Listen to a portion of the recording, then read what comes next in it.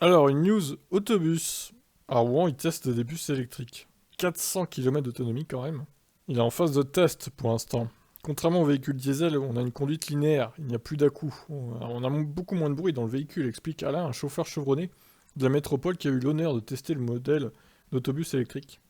Depuis plusieurs semaines, les passants observent ce véhicule rouge qui circule sans passagers sur le tracé de la ligne TEOR. On remarque évidemment son silence. Ces tests permettent d'éprouver sur les itinéraires, parfois escarpés de la rive droite de Rouen, sa tenue de route et la charge de sa batterie. Alors je trouve ça un peu dommage qu'ils prennent personne, du coup, ça sert à quoi de tester un véhicule sans qu'il y ait personne à son bord?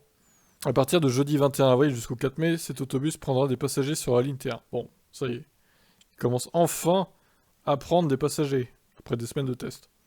Fin 2022, 4 autobus électriques neufs rouleront sur les lignes de l'agglomération d'Elbeuf.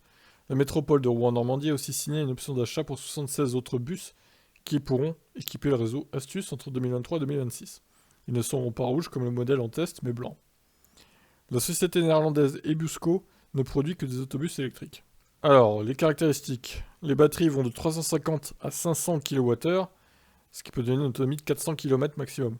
Chargement en une seule nuit. Alors, il va falloir la borne qui va avec, là, parce que putain, recharger 500 kWh en une nuit, il va falloir installer des bornes rapides.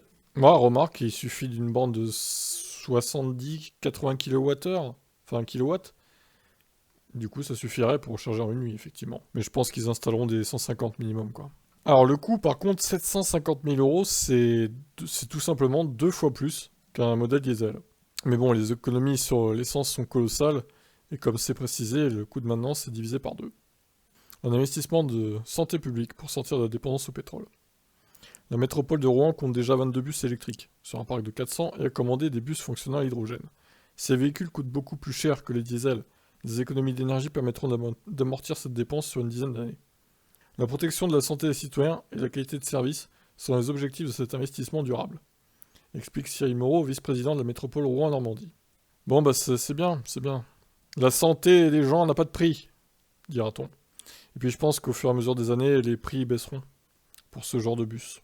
À mesure qu'il y aura de plus en plus de commandes, les prix seront revus à la baisse, enfin j'espère du moins.